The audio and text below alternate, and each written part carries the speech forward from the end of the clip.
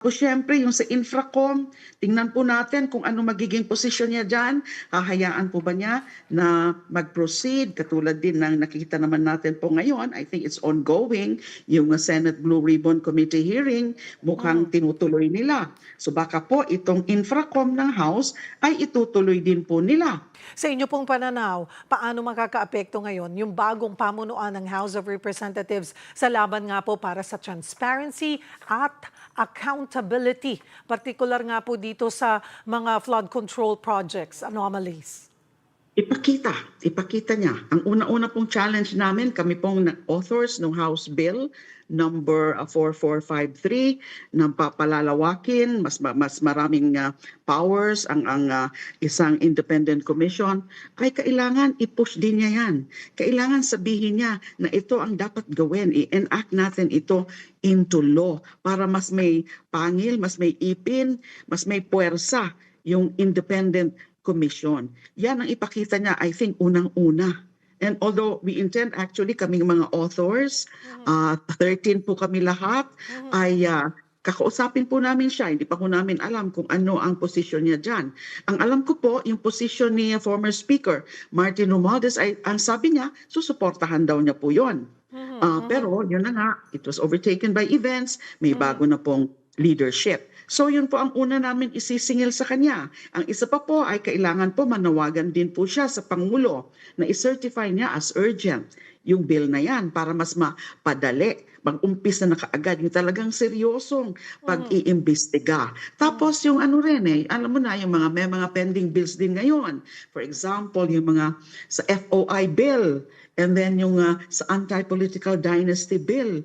Ito pong mga ganitong mga panukalang batas. These are really all about transparency and accountability. So kung talagang yan ang kanyang sinabi, I mean yan talaga narinig natin sa kanya nung kanyang inaugural speech as a new speaker, ay dapat yun na mga, in terms of the legislative agenda, bigyan niya ng priority yung mga ganon na magpapalakas sa principles of transparency and accountability, but, aside or other than yung pagtutok nga niya dyan sa mga investigasyon na yan, sa pagko-cooperate ng Kongreso, ng House of Representatives, sa ICI. Tapos syempre yung sa Infracom, tingnan po natin kung ano magiging posisyon niya dyan. Hahayaan po ba niya na mag-proceed? Katulad din ng nakikita naman natin po ngayon, I think it's ongoing, yung Senate Blue Ribbon Committee hearing, mukhang tinutuloy nila. So baka po itong Infracom ng House ay itutuloy din po nila. Now, basta ba ipakita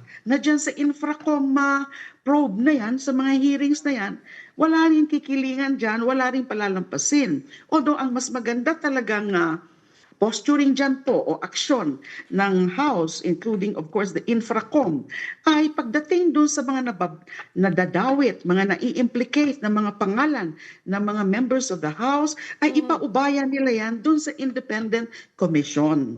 Yung mag-center na lang sila doon sa mga iba pa, kasi marami pa naman yan lalabas na mga exposes. I mean, we're just looking at siguro what we call the tip of the iceberg. Yung sinasabi ni Diskaya, ni Curly Diskaya, halatang kulang pa, halatang medyo nagsisinungaling, halatang may tinatago pa siya, may pinagtatakpan siya.